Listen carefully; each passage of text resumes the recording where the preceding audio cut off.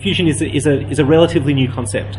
Certainly it's been used in many markets around the world for quite some time, dating back even to the late 80s. But I think it's really the advent of sort of computing power which has given statisticians the opportunity to build these new and more sophisticated algorithms that's really brought Fusion into prime time.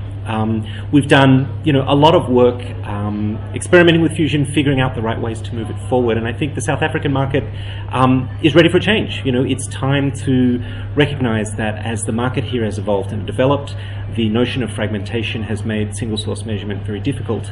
And so fusions really represent the right opportunity for right now and for the future for us to be able to combat the proliferation of information and put it all into one place and produce answers to the questions that the market researchers here are looking for.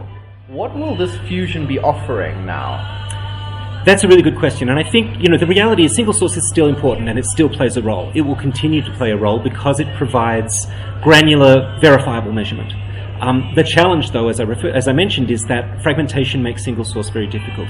It's hard to observe all of the behaviours and all of the consumption patterns that you want to see in a single source sample or panel or whatever you want to call it. So Fusion gives us a way to address that fragmentation, address the fact that there are so many choices in the marketplace now, that the consumer has so many different paths to purchase, so many different paths to be exposed to media.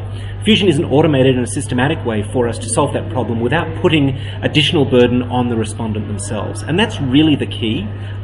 We take nothing away from the value of respondent level data and the value of survey instruments and diaries for data collection.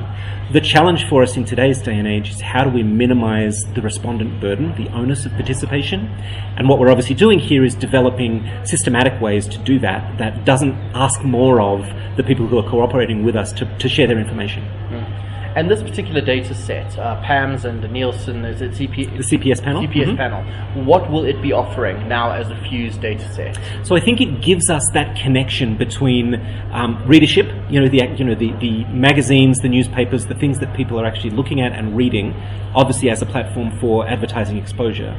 It connects that to real, verified purchasing behavior. So you can start to think about the return on investment of the advertising and media plans that you are using in the readership or the print space. And equally, it gives us the ability to do much more intricate and targeted planning around media itself. And that's really what we see around the world as the big advantage of being able to bring together in Nielsen speak, the watch side of the business, the media exposure, with the buy side or the purchase transactions. As soon as you can put those together, you have a much more powerful end-to-end view of consumer behavior.